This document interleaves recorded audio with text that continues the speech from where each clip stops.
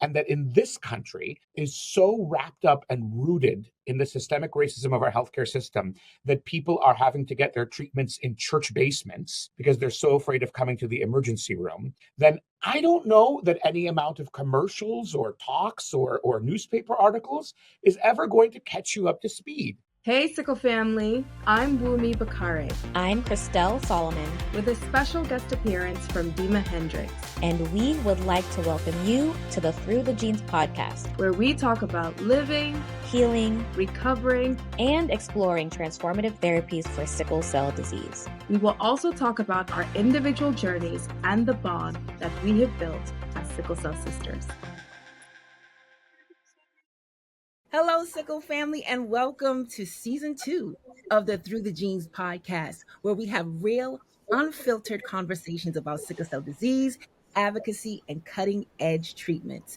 I am your host, Dima Hendricks, and I have the amazing Sickle sisters with me. I have Wunmi Bakare. Hey, Sickle family. And Christelle Salomon. Good to see y'all again. We are honored today to be joined by Dr. Sharl Azar, Medical Director of the Comprehensive Sickle Cell Disease Treatment Center at the Massachusetts General Hospital, and nationally recognized advocate who is cutthroat, by the way, and passionate about dismantling racial disparities in medicine and access to sickle cell care. Welcome to one of my favorite people, Dr. Sharl Azar.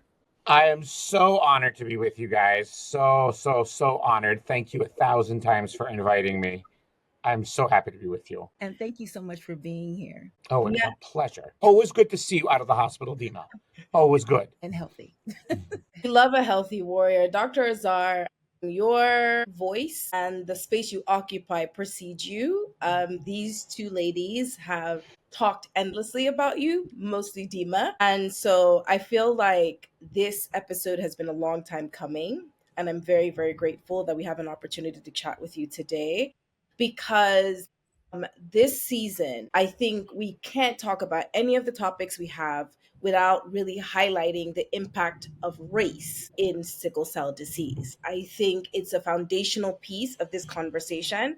And so to help us better understand race relations and sickle cell disease within the healthcare system. In season one of the things that we touched on in episode 1 was the history of sickle cell disease research in Western medicine. And it was a history lesson for us to understand why sickle cell treatments have taken so much time to happen. And so today I'm hoping you can contextualize how race and sickle cell disease impacts medical advancement and care delivery for warriors. So with that, I wanted to ask you, can you help us understand how race has played a role from 1910, when the first sickle cell patient was diagnosed, to present day? Take us through that journey. So it's an excellent question. And I mean, I think I should tell your audience right off the bat what you guys already know about me, that I'm very blunt about this.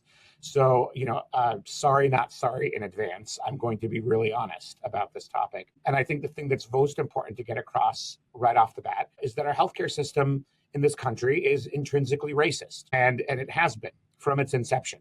And, you asked about going all the way back to 1910. I could go back even further and tell you how the lived experience of our warriors when they come to the emergency room or they're admitted to the hospital is tied back to American chattel slavery, where this physician, and I cringe at even referring to him that way, Dr. Samuel Cartwright, described this made-up disease called Dysesthesia Ethiopis. And the crux of this made-up disease was that Black people experience pain differently than white people experience pain. So that you could justify, as a white slave owner, that you could beat your slave and not expect them to experience the pain from the whip the same way that you would if you were to turn the whip back onto yourself. And that treatise, that made-up disease, was so foundational in the way medical care in this country was delivered right from the inception of this country, even before it was a country, that I would contend that it is still the foundation of why my patients get treated differently when they come into the emergency room with pain than the white person 2 beds down from them. Thank you for the bluntness is refreshing, because there's no point in dibble-dabbling around a topic when you can talk about the topic and keep it so real. And the only way to really forge some positive change and really completely turn directions from where we're heading, is to be honest about this. That really does, like, explaining that history explains the foundation of like why we see what we see today. And so many warriors talk about going to the hospital and not being believed, saying that they have pain and being dismissed, and just understanding that there was actually a medical condition that people thought was legitimate. It really provides a different level of context for why we go through as warriors what we go through today. So thank you for being so blunt and for sharing that. And we know that not just sickle cell warriors, but Black patients are often undertreated for pain due to racial biases in medicine. How do these misconceptions about pain tolerance impact sickle cell patients specifically? And how do we build trust between sickle cell patients and the medical community in our present day? I'm so glad that you framed it that way, because it really is about the medical community having to earn that trust from our patient population, from our warriors, and not the other way around. I think the racial impacts of this disease, the fact that this is a unique disease and that it largely is impacting Black and brown people, touches every aspect of the way by which we understand the disease, the tools that I have as a provider in my toolkit to be able to manage patients with the disease, the research that I'm able to do, the way we're able to move the needle forward or backwards in the way we take care of this disease. It's all impacted by race. If you compare a sickle cell disease, for example, to cystic fibrosis, a comparison that I think probably many of your listeners have heard many times before, you can see the stark contrast, right? Cystic fibrosis, horrible disease, terrible, terrible illness. Not at all to demean the illness in any way, but largely a disease of white people. Sickle cell disease, largely a disease of Black people. Incidence of sickle cell disease in this country, much higher than that of cystic fibrosis. And yet, we're outspent at the NIH 3-1. We're outspent by industry funding 2-1. We're outspent philanthropically 80-1. And when you compare sickle cell disease to hemophilia, which is another disease that I take care of as a hematologist, hemophilia is federally funded. The federal government sets a standard of care. They deliver millions and millions of dollars to hemophilia treatment centers around the country to be able to meet that standard of care. And at the end of every year, if they don't use that money, the hemophilia treatment centers return those millions of dollars to the federal government. And it is written expressly into the letter of the law that those leftover dollars cannot come to sickle cell disease. So the foundations have been stacked against sickle cell disease right from the beginning, and it impacts everything from the way that we're able to conduct studies to my ability to provide basic access to care for my patients. You were quoted in the Boston Globe and saying that if sickle cell disease was primarily affecting white people, that this disease would be cured a long time ago. And I think you quoted that in 2023. And so I've been kind of following that journey. And I always wanted to know from you, as a hematologist, and you've been focusing on sickle cell disease for years, in your opinion, what are the other systematic factors that contribute to these discrepancies? And systematic factors, Dima, do you mean like besides race? Besides race. It's hard to like move around that boulder because that is such a boulder in the way that we're able to care for our patients. But yeah, I mean, if you look around, if you manage to be able to stick your head around that boulder and try to see what other things have fallen apart for it, at the end of the day, sadly, I will contend that it all comes back to race. But I think, our healthcare system was not built to care for this patient population. Our healthcare system is not designed in its modern iteration to be able to care for a disease that touches every single organ in the body. As healthcare has moved forward, has become more corporatized, as medical science itself has grown, and we've come to learn a lot more about the way our bodies amazingly work, medical care has become a lot more fractured. It's become a lot more subspecialty driven. It's moved a long ways away from a medical home model where primary care is sitting at the center and the subspecialties really help to kind of serve our primary care doctors. And as a result of that, a disease that touches every single organ of the body that relies on a multidisciplinary team or on multiple specialties to care for it does not get well cared for in that model. As a hematologist, I have had to learn how to manage a lot of things outside of the wheelhouse of a hematologist in order to be able to care for patients living with sickle cell disease. This is one of the biggest reasons why, when my patients are admitted to the hospital, one of my other hematology colleagues who doesn't know anything about sickle cell can't just step in and manage my patients the way that I would be able to step in and manage a patient who has a number of other hematologic conditions. It really requires a level of expertise and a commitment to understanding the way by which this disease can affect organs that, I as a hematologist wouldn't have otherwise had to think about since medical school. So many sickle cell patients have to visit the ER for pain management due to a lack of specialized care. What would you say are the biggest structural barriers preventing access to comprehensive care? Boy, I mean, I'll speak about this. This is such a great question. I think I'll speak about this in kind of twofold way. I think first and foremost are, for a disease that has impacted patients from the day that they come into this world until the point that they're entering adulthood, you can understand, you all know very, very well that this is a disease that really touches people outside of the hospital every bit as much as it does inside the hospital, right? So there are huge structural barriers to even accessing care before you even get to the hospital that make it really challenging for people to be able to even see their doctor. If we go back into history again and we look at, redlining, or the concept of redlining, where the city planners literally drew lines on the map and decided where certain segments of the population were going to be allowed to live or not live, you can see that my patients don't live anywhere near where my clinic is. They have to travel many, many miles to be able to get to me. They don't have access to primary care in their backyard. They don't have access to healthy food or clean air or even clean water in their backyard. And then they have to somehow pay for the transportation to come in all those many miles, or the childcare to put up their kids somewhere while they're gone for 3 hours to be able to make that journey. The deck is stacked against even being able to access care. Then you get to the hospital. And then when you get to the hospital, you're exactly as you just said, not believed, not taken seriously, and not made to feel welcome. So why did you then have to go spend all of these hours and time and hard-earned dollars putting up your kids or finding a babysitter and finding transportation in order to be able to make it all the way into a place where you're not going to feel seen or heard in any way, shape, or form? So I think there are things we need to do to try to overcome the social determinants of health that form this huge barrier to care, to just getting to care. And then when we get to care, then there's enormous amount of legwork that needs to be done on education, on awareness, on understanding that allows our patients to be able to be better seen and heard when they actually show up to the hospital first place. I'm curious if you feel like this racism has also played a part in how providers are educated about sickle cell.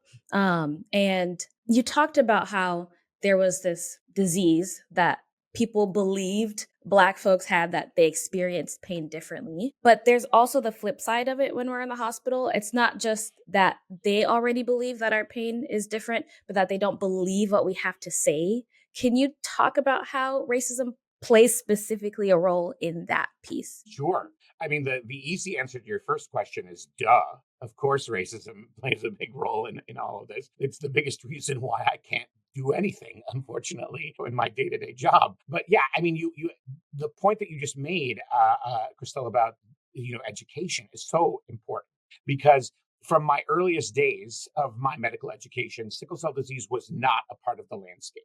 So if I go all the way back to medical school, I had my sickle cell education in medical school consisted of a single 15-minute talk on sickle cell disease that was titled, and I'm not making this up, the title of the talk was Sickle Cell Disease, the Rest of the World's Problem. And that was the actual lecture that I received in my training about sickle cell disease. And that tells you how far behind we are in just educating medical trainees about the disease itself. I teach the sickle cell lecture now at the Harvard Medical School, and they graciously have given me 30 whole minutes to talk about sickle cell disease, which is double what I got when I was a medical student. But honestly, you could talk about it for hours upon hours. And it is startling to me how little we talk about sickle cell disease in medical education, because sickle cell disease was the very first congenital illness for which we knew what the direct genetic cause was. If we're talking about kind of foundational diseases, sickle cell disease should be right there. It should be a case study for medical students to be learning from for the rest of their medical education. But it isn't. Why is that? Why, when it's so seminal, when it's so genetically clear, when it's so foundational, do we not use sickle cell disease as this unique example to teach medical students? Because it's a disease of Black and brown people. And because people don't think that they're going to encounter it, or if they do encounter it, that it's something that they can write off. I'll tell you, like, when I first came to work, one of my colleagues, who shall go unnamed, said to me, I don't know why you do this, because sickle cell disease isn't even a hematologic disorder. They really just need someone who can just manage their pain and just give them pain medications. And this is coming from a hematologist, right? So we do get training in sickle cell disease in our hematologic training. And so this is someone who had some training in this disease and apparently through his entire duration of training doubted that he even needed to know anything about this illness. So that's how far behind we are. Like, a lot of what we've had to do in building our program at Mass General has been education, education, education. We're training the medical students, we're training the nurses, we're training the residents, we're training the fellows so that no matter who touches our patients, they will understand how to be able to take care of them. Okay, mind blown. I did not know this information that you are sharing now. So thank you for sharing. I want to make a little transition right now because this podcast, of course, is called Through the Genes. And so I really want to hone in and focus on curative options in gene therapy. So my question is to you. How inclusive are current gene therapies and transplant trials for the sickle cell community, particularly Black and African populations? I know what you're about to say. Please feel free to answer. Not. The answer is not. Gene therapy is super exciting, right? We're excited about gene therapy. We're excited about what directions it's going to go. We're excited about what future iterations are going to be. We're excited about where it's at right now. And one of the things that I'm most excited about gene therapy is that it got the rest of the world to think about sickle cell disease for the first time ever. When before have we ever had articles in the New York Times about sickle cell disease? That's pretty awesome. And so I'm very grateful that at least it has raised some degree of awareness so that people know that this disease existed. But, one of the things I've said repeatedly since gene therapy first came on the market in December 2023, commercially, is that the decisions that we make right now as a healthcare community in this country and in Western Europe, which are the only places really that gene therapy is commercially available in large part, directly impact the way by which we're going to be able to roll out gene therapy or allotransplants in the rest of the world where the vast majority of people with sickle cell disease are actually living. So when we're talking about the places where sickle cell disease is the most endemic, those are parts of the world that cannot even get access to hydroxyurea. So how in the hell are we going to be able to get them access to a therapy that requires a treatment journey that from beginning to end takes a year, that is extremely resource intensive? We were talking earlier about all the social determinants of health that are stand up as barriers for patients getting access to care. Well, what if you took that care and multiply it fivefold? What if now, instead of having to see your doctor every 3 months, you had to see your doctor weekly? Or you had to see your doctor monthly? What if now you had to figure out how you're going to put up your kids for childcare that much more frequently? We are making decisions right now in how we systemically approach gene therapy that are going to directly lay the foundations of the models we're going to use to carry this to the people and the rest of the world. And we have to be extremely thoughtful and responsible about how we make these decisions, because we completely screwed it up when it came to hydroxyurea and other disease-modifying therapies, which is why the rest of the world rarely has access to these treatments. So are we going to create a world in very short order where you're going to have the United States and Western Europe that have access to a potentially transformative therapy, and then the rest of the world where patients are still dying at age 50? Dr. Azar, first and foremost, thank you for your wisdom, because in highlighting the fact that your medical training was only 15 minutes, the instinctive reaction I had was anger. And being that I am born and raised in Lagos, Nigeria, I have numerous messages from warriors in my home country where we have one of the highest populations of sickle cell disease in the world, with questions around cell and gene therapy. And you are completely right, is that what we're doing now will be foundational for how it's established in other parts of the world. But as you are speaking, all I keep thinking is the stacks are so against this community, and I cannot wrap my head around why, besides color of skin and communities it directly impacts. And I find that incredibly infuriating, because if sickle cell was one of those disease areas that over the course of the individual's life, it doesn't progress and become more debilitating, regardless of what phenotype of sickle cell disease you have, then it would make sense why maybe we weren't getting the spotlight, the research, the funding dollars that we need. But yes, there are benefits. There's a sickle cell, I call it a sickle cell renaissance, right? We are on SNL, we are now written into characters on TV shows. It's a period of celebration. But I think for us in the community, our hope is that in these interpretations of sickle cell disease in main media, which people globally are able to access, my hope is that it becomes a global health issue.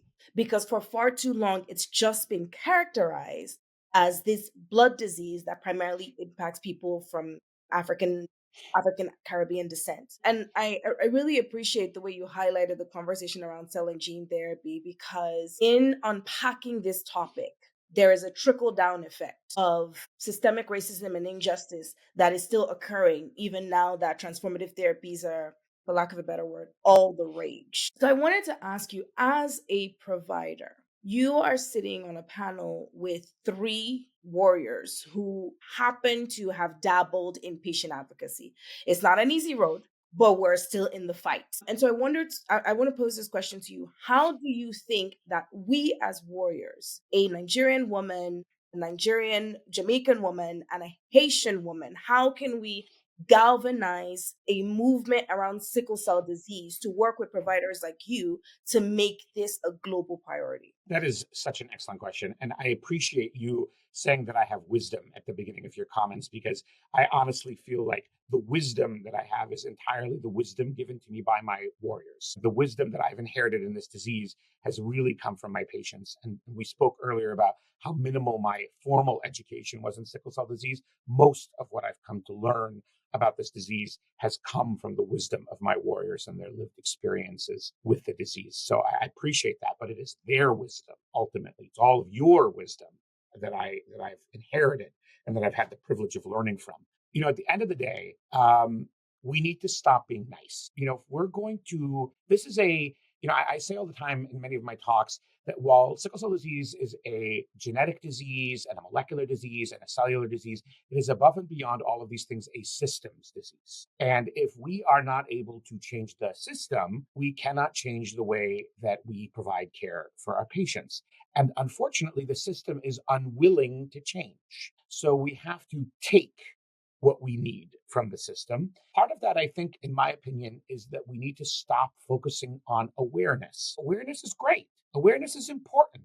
But in 2025, if you are not aware that there is a disease that uniquely impacts Black and Brown people, that in most of the developing world leads to people not being able to live past the age of 15, 16, or 17 years old, that could be reversed if we could provide something as simplistic as penicillin to the developing world, and that in this country is so wrapped up and rooted in the systemic racism of our healthcare system that people are having to get their treatments in church basements because they're so afraid of coming to the emergency room, then I don't know that any amount of commercials or talks or newspaper articles is ever going to catch you up to speed. I think you should be ashamed of yourself if you're not aware that this disease exists and impacts people in this way. We have to stop investing our resources into awareness, and we have to start investing our resources into real advocacy. And this involves kicking and screaming into the ears of the people who are actually going to make changes. It is not acceptable, in my mind, that there have been 2 pieces of federal legislation that have been trying to go through the United States Congress for the last 5 years and have died in committee every single time. It is also not acceptable to me that for the longest time, the only 2 male Black senators in the US Senate had to be the ones to introduce this piece of legislation, right? I have a lot of privilege in my life. I have privilege because I'm a man. I have privilege because I'm a doctor. I have privilege because I'm not Black.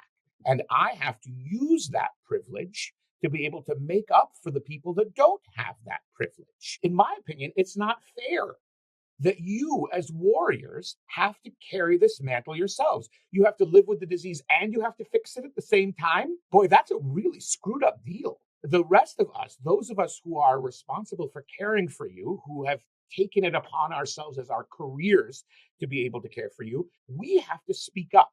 We have to say it is not acceptable. We have to be able to demand better. Everything we've done at our center at Mass General has been because we have decided to not ask for permission and to ask for forgiveness later, and eventually to stop asking for forgiveness in the first place because there's nothing to forgive. And we all have to try to do that if we're going to actually move the landscape in any way, shape. Before we go to the next question, I just want to say this. Thank you for saying that. As you were speaking, I don't know why I got emotional, because I was like, it's incredibly hard to soldier through navigating a disease as complicated as sickle cell and still try and navigate advocacy as well. And I am extremely grateful that you said that, because I hope other providers that listen to it, it's a point to note for them. Because even within the sickle cell landscape, there are some providers that we feel like are family because of the way they always will put their privilege on the line to make sure they secure for us. And there's some providers who it's a very different story. Even some that are, I believe, are using some level of it for notoriety and fame. And so thank you for saying that. Because you have shared that you welcome the uncomfortable conversation is why I'm able to articulate and say that. Because in certain rooms, as a patient advocate, I cannot share that with providers. And so I really, really appreciate you for giving us the floor to place our burdens and establish trust and know that providers like you will continue the fight for us when we aren't as strong, because the disease that we are powering through can be very crippling. Thank you, Wunmi, for saying that and adding that, because it is frustrating to the point many of us had to take a step back. And warriors are just bumping their heads against the wall trying to figure out, how do we bridge the gap? How do we move forward? And I don't know, Dr. Azar, in my 20 plus years of advocacy, I felt like I could, just speaking for myself, I've been feeling so frustrated because it's been impossible to get funding for sickle cell disease, to collaborate with doctors, to our other healthcare providers, to have our voices heard on Capitol Hill. It is extremely frustrating. Do you have, I just asking you, for warriors who still want to continue to advocate while fighting this horrific disease, what strategies should we implement in this journey, if any? So there are three things that I think I would sort of recommend to everybody who's listening. And I thank anybody who's listening who is struggling with having to just be a survivor of this disease while also having to try to fight for the greater community. That's an extraordinary burden for anybody to have to carry. I think there's sort of three approaches. First and foremost, the lowest hanging fruit, social media is a powerful weapon. And thankfully, I think generations younger than I am have really mastered that tool and continue to use that tool. And I think you may feel, if you're listening, like this is like your platform isn't big enough.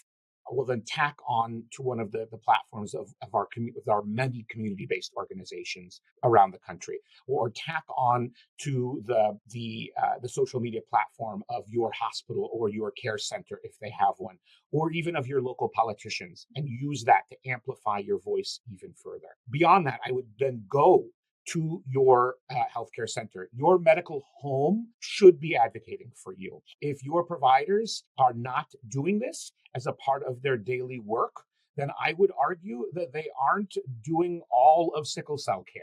Part of sickle cell care is in caring for the patients in front of us, and part of it is in trying to change the system that's holding them back.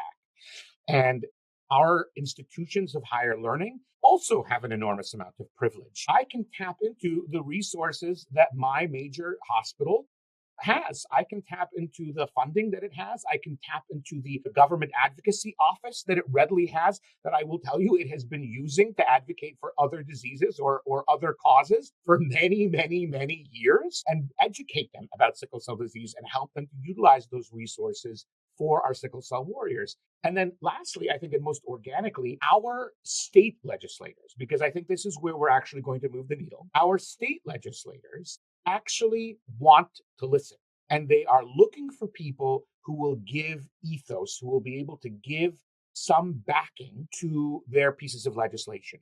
These are the voices of our warriors. This is where warriors can really use their voices very powerfully. Our pieces of legislation that we've tried to move through the state legislature here in Massachusetts would not have moved if it was not for the fact that we filled the room with warriors who were willing to share their stories. And as we sat, and Dima, you were there with me, as we sat at the Massachusetts State House in that hearing room, when one of our pieces of legislation was moving before committee, we saw warrior after warrior who was willing, sometimes very tearfully, sometimes very difficult, for them to be able to get up to the microphone and tell their story. But those stories moved those legislators. And those legislators get to use those stories as really powerful tools to advance their bills that they wouldn't otherwise be able to do on their own. So reach out to your state legislators. It was literally a blind email to my state representative that got the bill written in the state of Massachusetts. Wow. I don't even know how to start because I have all the feelings right now. I think it's important that you distinguished the roles that the medical system has to play and the patient advocate has to play, and the patient and the caregiver. So I started medical school in 2019, and I took a break from medical school because my sickle cell was just not trying to let me live. And so I was like, you know what? I need to take care of this. And it's interesting because I went into medical school with the idea that I wanted to empower patients the way that providers empowered me as a kid. And I remember my doctor sitting me down and saying, hey, like, do you understand what sickle cell is? Do you know why you're taking penicillin? Do you know what folic acid is? And I felt like my own expert. And I was like, this is so cool. And when I was transitioning to adult care, he told me, like, okay, it's not the same out there. They don't care about you the same way. So you have to be your own advocate. You have to advocate for yourself and know all these things. I need you to know your pain management regimen. I need you to know your immunization record. So I knew everything by heart. But the reality is, it didn't matter how much I advocated. In certain spaces, the patient is not the one responsible for creating the change. And so I love that you mentioned how, like, in a room full of legislators, our voice and our advocacy means a lot because it gives a perspective that they don't have. But in the hospital, I can tell a provider that this is my pain plan and they will ignore me. I can tell a provider that they can call another provider and they will ignore me. And it doesn't matter how much I speak. It doesn't matter if and as I navigated medical school, I felt more equipped to navigate the medical system, but I felt like the medical system hated me more. And I'm just so glad you touched on this because I'm just so firm on putting responsibility where it's due. And I think for so long, we've put the responsibility on the patient, on the warrior, on the caregivers to carry the burden that is just not meant for them to carry a responsibility that will actually not lead to tangible change, because I cannot order my own Norco. I cannot order my own Dilaudid. I cannot order fluids. I can't do that. So I think it's so important that you as a provider, with the authority that you have, to say these things, because it really gives perspective. People don't listen to me because I don't have a medical degree and I'm just a patient when I walk into the room. But you say that, like, I'm a provider and this is how I care for my patients. And this is what it takes. It's more than just I ordered this and I did that. It's the advocacy part, you using your voice to move the needle in a place that we necessarily can't, but then encouraging us and partnering with us to use our voices where it matters and where change can really be made. So sorry, that was like a 10-minute segue into my question, but I just had to make those points because it's just so powerful what you're sharing. And so as we talk about responsibility of the medical system versus responsibility for the provider, for the patient, how do we systematically ensure that future doctors are better trained to understand sickle cell disease? Because we got a longer lecture. We had I don't even know if it was more than 15 minutes now that I think about it. Out of our hundreds of slides in our hematology block, no more than 5 of them were about sickle cell. One of them said the word pain with zilch context. Maybe one of them said hydroxyurea. No mention of other disease-modifying medications. But when it came to cystic fibrosis, we learned all the drugs that were still investigational. And so I'm just like, let's get to it. How can we actually practically make a change to better prepare providers to care for us and to understand the enormity of sickle cell and not just fetal hemoglobin switching on and off? I mean, it's such an important point because I think it's really tricky. I think it's really tricky. I think our medical education system is built around training future physicians to be able to manage disease, not necessarily on how to care for people. And I also think that our healthcare education system right now is really focused on trying to provide you with knowledge and information about things we can do a lot of things about. Right. So we talk a lot about cancer care, for example, in medical education, because we have huge amounts of treatment options for cancer care. And it's a really fastly developing field and it's really exciting. And there's a lot of science going on to it. And to be blunt, again, it's very lucrative. And so we teach future providers on how to be able to manage a lot of these diseases because we have treatments for them. When we have things we don't have a lot of tools in our toolkit for, we in the medical community feel like we don't want to talk about that. And it's I don't know whether it's coming from a place of guilt or shame or both. We also like to hear ourselves talk a lot. And so if we can't talk about it, then we don't want to talk about it. But there were so many times. I mean, there are many other examples of like rare illnesses in my medical education where, my teacher would say to me, yeah, oh, this disease is there, it exists, but you don't need to know a lot about it because there's not a lot we can do about it anyway. So really, we're just going to provide supportive care for those patients. And I feel like sickle cell disease has gotten bookended into that same category, right? And the problem is that it's our own damn fault that we know so little and that we have so little. And that if we continue to say, well, this is something we don't know a lot about and we can't do a lot about, so you don't need to learn a lot about it, then all we're doing is just perpetuating that for future generations going forward. I think the crux of the change is, I think, twofold. One is in patients, I think, voicing and working with their providers to be able to help get the message out. We bring one of our warriors with us to the medical school to directly teach the medical students. He's brave enough to sort of share his voice about that and share his story.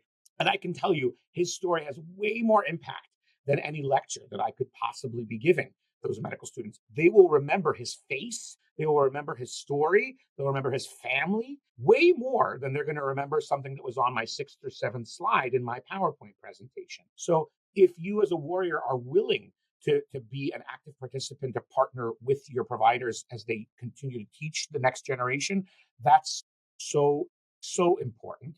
But at the same time, there needs to be greater public awareness. Our medical education system is going to reflect what the rest of the world is openly talking about. So the more we see things like Supercell on Netflix, or the more that we see the second episode of The Pit on HBO, the more we can see this disease on camera in front of people's eyes in the New York Times, there's going to be a greater push that our students need to learn about this because they're going to be asked about this when they graduate. Now, I want to point this question to you, and I'm hoping you can answer it, but answer it obviously in your own way, which is, how can healthcare providers advocate for policies to ensure better long-term care and protection for patients like us? Because I will be honest with you, every time I approach a provider who's in the CGT space, the first thing they say is, yeah, we're just really excited about gene therapy and things like that. And for me, I'm like, But you do recognize this is not a fairy tale Disney story, right? We don't live happily ever after. We just don't. We're dealing with GI issues one day, we're dealing with iron overload the next. The complications of sickle cell disease are unique for every patient, and so every patient's recovery journey is going to look different.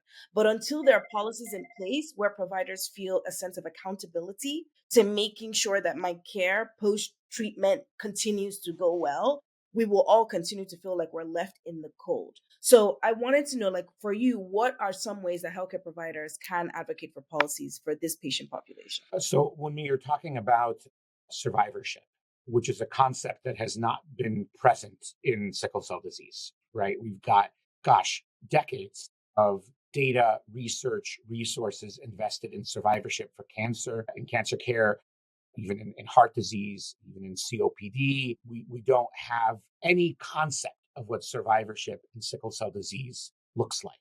And it is high time we be able to build that. Because right now we're providing people with this amazing treatment that, as you pointed out, is sort of like, take this shiny new toy, but we are doing nothing to think about how we prepare people for what the other side of that looks like.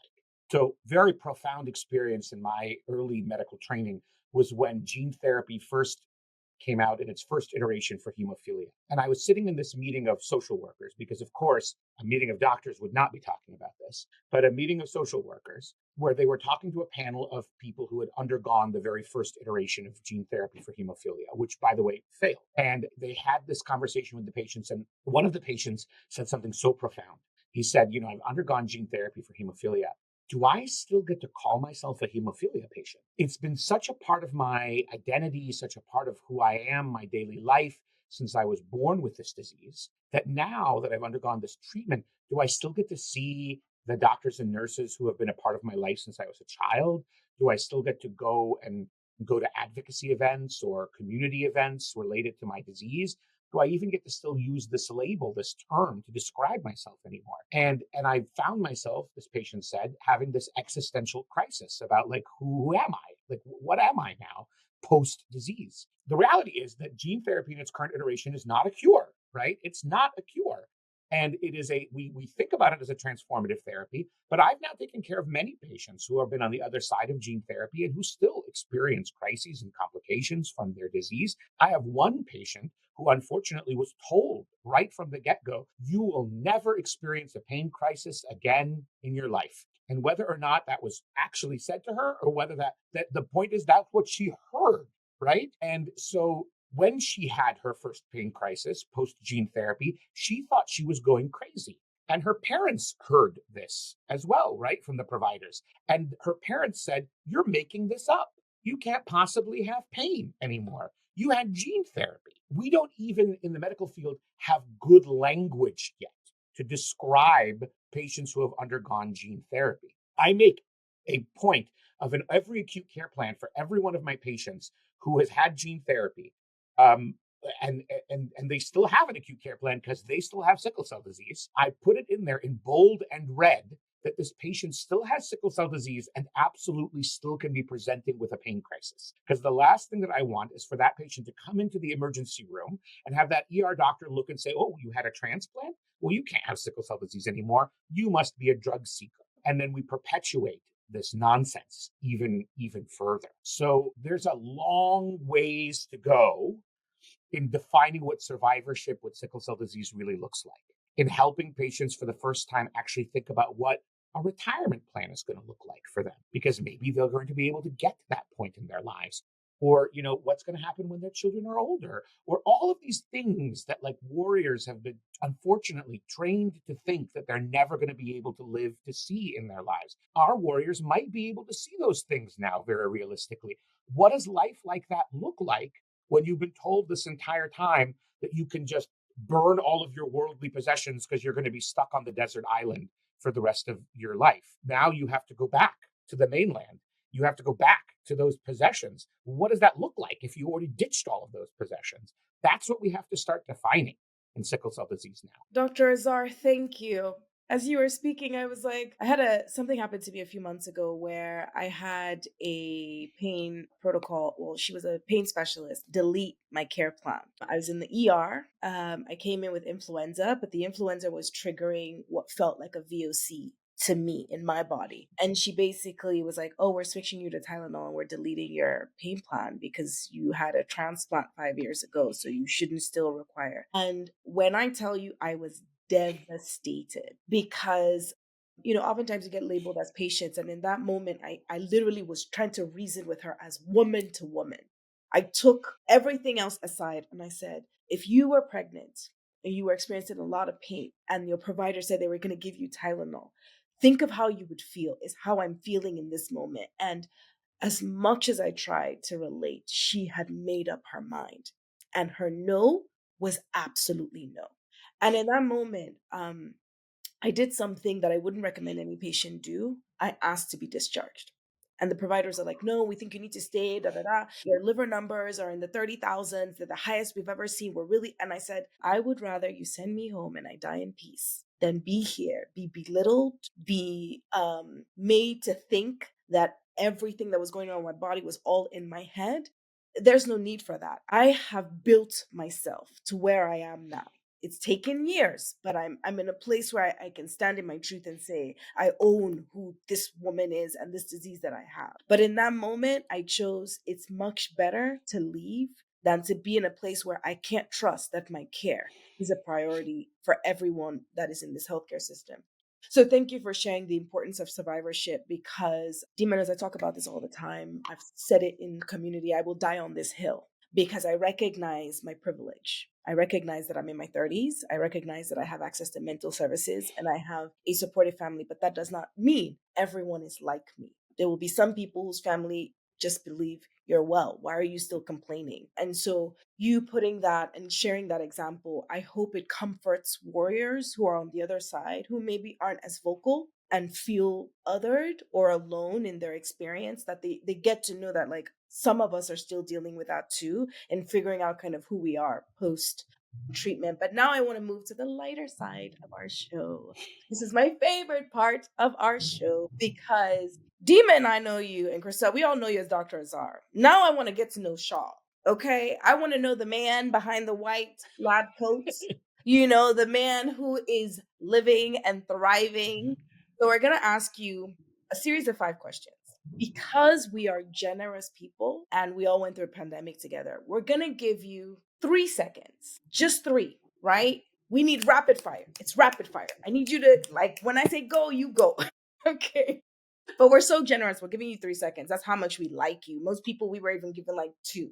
Okay. And so I need you to answer these questions really rapidly. So I'll start us off. And our first question is, if you have 30 seconds to give a TED Talk, what is your opening line? The whole world is burning and all we have is a single bucket of water. Wow. Okay. You tell me that in the TED Talk? Calm down. Listen. My ears are like antennas in that immediate moment. Dialed in. Okay, I'll ask the next question. Okay. If you could have dinner with any historical figure, living or dead, who would it be? Oh my God. These are like my medical school essays, guys. Okay, just one. I can only pick one. Just one. Just one. Okay, this is gonna sound really lame, but if I had to choose anybody, I would choose my great grandfather. I love that. My great grandfather I never met him, but I've heard so many stories, and his legacy has been so foundational in the way I grew up. So I would actually want to meet the man behind the stories.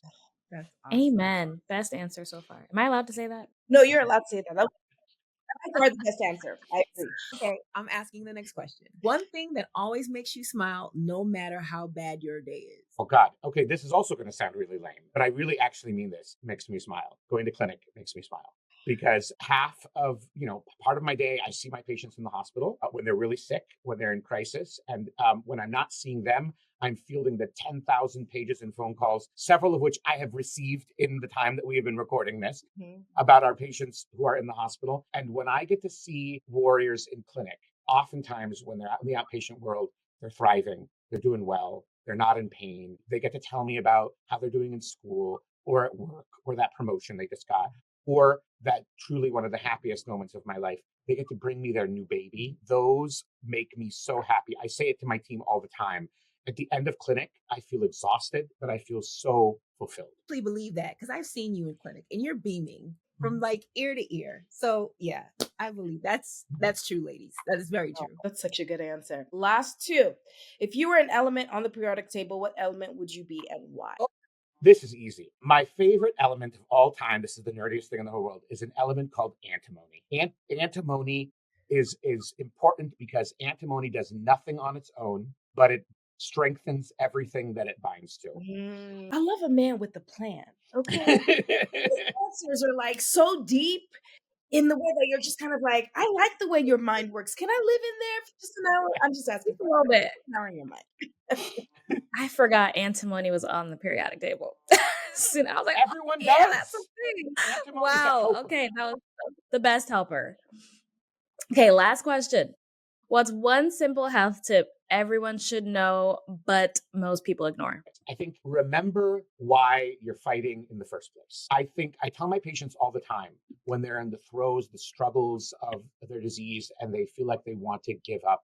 And then the times when they're doing well and they're thriving, remember those times, because that's why we're trying to get through the difficult, dark times. There is absolutely no reason why we should be fighting as hard as we are to keep you alive, to keep you well, if you are not going to thrive and live well in those times that you are healthy. If you are going to spend those times in bed, laying up, doing nothing, not living your life, then why are we working so hard to keep you alive in the first place? It's not just about keeping you alive, it's about keeping you living.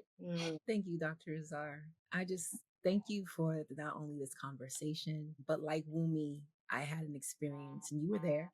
I had an experience where I wasn't treated too well in the hospital. But Which one, girl? Which one? No, but because you were there, I didn't have to fight. You and your team fought for me, and I didn't have to leave the hospital. I wanted to, but you told me to lay down, and you said you would handle it, and which you did beautifully and remarkably. So you are not only a man who talks it, but you're a man who walks it.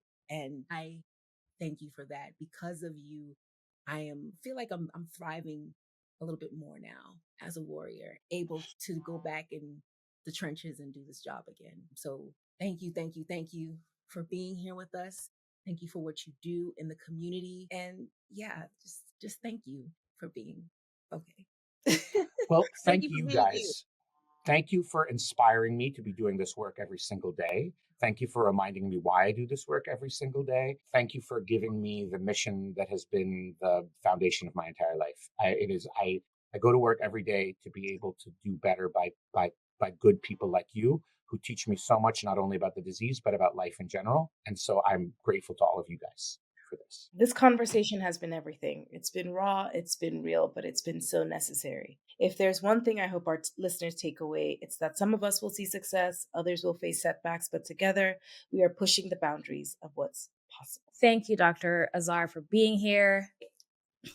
I'm not going to repeat what's already been said. Just thank you. Like, genuinely thank you for helping us to be seen today, seen as more than just our diagnoses, more than just warriors, but just seeing us, seeing our humanity. And that is just so, so touching. So thank you so much. Listeners, we've got another episode coming. So make sure you stay tuned. If you want to catch us on the next episode or even a previous episode, be sure to check us out on anywhere you can catch your audio-visual content, whether that's YouTube, Audible, Spotify, Apple Music, you name it, we are there. Thank you so much for joining us, and we can't wait to see you on the next one. All right, y'all. Until next time. Bye, Sickle family. This show is brought to you by Beam Therapeutics, Synthago, and Kamal Therapeutics, with support from the UCSF Sickle Cell Center of Excellence, Through the Pain Inc., and Sickle Cell Product Sheet.